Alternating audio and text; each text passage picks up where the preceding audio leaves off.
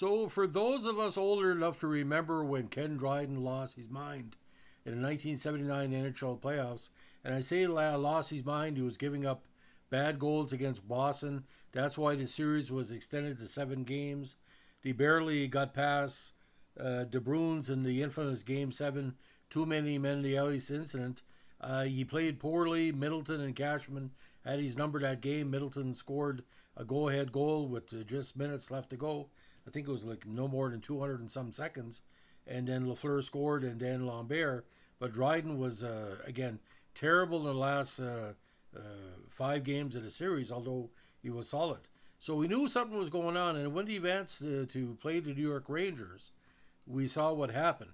Now, the final was the 12th playoff series and only finals meeting between these two squads. Now, New York had knocked out Montreal in the playoffs in 72 and 74, and obviously advanced past them in the year of 1970 when he didn't make the playoffs. Now, New York led the series 6-5 at that point. The last encounter again was won by New York in 6 games in the 74 Stanley Cup quarterfinals. Now, prior to 2013, this was the last time two original 6 clubs met in the finals. Both teams would next appear in the Stanley Cup finals in 86 and 93 for Montreal, while the Rangers won in 94.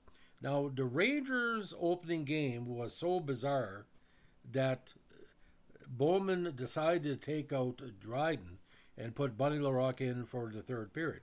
Now, Steve Vickers and Ron Greschner scored 2 iffy goals in the first period. Vickers on the power play at 6:28, while Ron Greschner, a very underrated offensive player, scored the second for the blue and white at 14:27. Now, Guy Lafleur scored at 7:07 to make it 2-1, but back-to-back goals by Phil Esposito, he's 7th in the postseason at 9:30, and Dave Maloney on a shorthanded rush at 12:32 put Montreal way ahead. And these 4 goals were scored on 13 shots on Dryden. So you knew Bowman was planning it. Maybe he was thinking about all the way back to Game 6. The third period, John Davidson held the fort for New York, while Michel Buddy LaRocque came in and made 9 saves on 9 shots. So remember that name. Now, in the warm-up of Game 2, it was already announced that LaRocque was going to start the second contest. CBC had set it up saying for the first time in 1971, Dryden will be the backup goalie. But while we're away in commercial, Doug Risebrough, I guess a booming blast, say like Danny Galvin, hit LaRocque on a key part of his mask and gave him a concussion. He was later brought to the hospital, but what really stood out for me, ladies and gentlemen, is that Dryden, even though was given a second opportunity to get better, gave up 2 weak goals. One by Anders Hedberg at 1:02 and Ron Duguay at 6:21. So here we got the first pretty well 26 minutes in Montreal.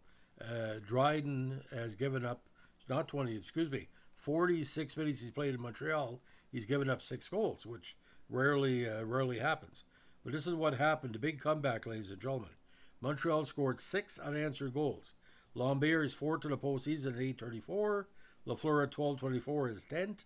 Then Bob Gainey would eventually win the Conn Smythe at 16:27. And then Steve Shutt at 6:51 of the second. Of the second. And then Jacques Lemaire at 17:35 in the power play. At the end of the stanza, the lead 5-2 after 40. With Mark Napier, he's third of the playoffs at 4:35. Now Davidson made 27 tough saves. Dryden made 23 saves, some of them quite weak. But going back to New York, it got kind of freaky because of what happened in Game 4. Now, Game 3 went as expected. Montreal held Rangers on defense. They led 2-0 after the first period, with Steve Shutt only 4th of the postseason, ladies and gentlemen, at 7:27, and Dougie Risebrough, the guy who took LaRocque out, scoring the eventual winner at 15:44. Now, Mario Tremblay gave Montreal a 2-1 and a 3-1 2-goal advantage again at 14:48 after Ron Duguay scored his 5th at 6:06. Then Jacques Lemaire scored his 9th at 17:10 to wrap it up. Now, some people were thinking Lemaire was more deserving than Gainey for the Conn Smythe, but I had rumors that Gainey was in short stead. But game 4, what a friggin' controversy, ladies and gentlemen. Now, Pat Hickey opened the scoring on a weak goal past Dryden before Rajon Houle on a broken play in that large Rangers ice surface scored at 2:39. Now, the dangerous Don Murdoch in kind of a broken play in front of Montreal net where Dryden was out of position scored his 7th in the postseason at 17:03. Now, Lambert holding a hot hand scored at 18:05 in the second to tie it. Now in the third period, Philip Esposito, a very nice point shot, but Dryden was a soft goal, scored at 4:28 for his 8, 4:26 for his 8. Then Bob Gainey on a unassisted broken play scored at 16:27. Now in overtime, Montreal dominated the action, and he should have won as a shot from the blue line, a big slap shot by Robinson, went in and out behind John Davidson, and there was no call. There was no instant replay back then. Claude Laurel and Scotty Bowman were looking to kill somebody. There's video of that on YouTube. But eventually, on a broken play, Lafleur passed to Savard, a key backhand past Davidson at 17:25. So technically, Montreal won that game 5-3 in overtime because he had to score twice.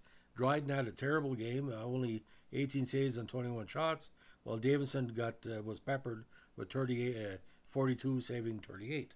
Now, the final game was kind of freaky, ladies and gentlemen. Of all people, Rick Chartrand opened the scoring for Montreal in the first period, but Carol Vadnais scored his second of the postseason at 16:52 to make it 1-1.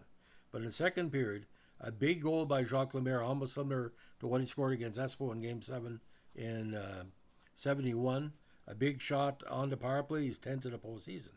Then Gainey scored 11:01. Then Lemaire again, he's 11th to the postseason at 18:49.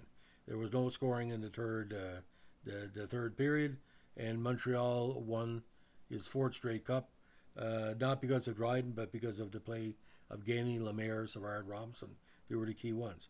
Dryden only faced 14 saves, stopped 14 saves in the contest, while Davidson had 31 against him with 27 saves. So, despite themselves, Montreal Canadiens won the cup. Now, how bad was Dryden? Well, if you look at the real highlights of what Dryden was like playing, and like he seemed to be off, like he was yelling to himself after the Middleton goal in Game 7. I said, "This is not Kenny. There's something going on." But you understand this, ladies and gentlemen. Just like the year before, he went to Game 6 in Boston, think they were going to wrap it up, but they were blown out in Game 6, and a lot of people felt that like Boston would have a good chance to win the whole series. Now, what was ironic here, ladies and gentlemen, it was only 2-2 after the first period in Game 6 before Cashman and 2 goals by Stan Jonathan, put them away. And that was another game where Dryden only faced 23 shots but gave up 5. So, like he was off his game. And there's no mention of this in any book he's written, like The Game or the Scotty Bowman book. But we knew he was off. And Michel Larocque was not going to be as good as Ken Dryden. If anything, he was more of a sieve in certain games. You look at Game 6 against Minnesota in 1980. Like I said, he was just a very good backup. This ain't no Brian Hayward or Patrick Roy. So, despite themselves and the great play of Lemaire, Lafleur, Gainey, Robinson, Savard, that was the big 5. And some of the, like Lambert, what they call the spear carriers, that's the reason why Montreal won in 79, despite Dryden. But you see the weak goals, even when the Rangers were leading 2-0 in Game 2, I mean, it was just, Dan Kelly and Danny Gallivan were basically avoiding the fact to say that maybe Dryden, well, everybody knew it was going to be his last season, but to go out that way, they were, like us, he was basically saying in published reports at the time, we can't lose. He said we don't win a game, we just don't lose it. Like I said, Montreal Canadiens at the time, this is a team, ladies and gentlemen, that only lost, 29 games in over 3 seasons before the 79 campaign. I mean, impossible even to fathom, because the current Montreal team has lost 50 games in a regular season, including overtime, and here they barely lost 30 games over 240 contests. So a different era altogether.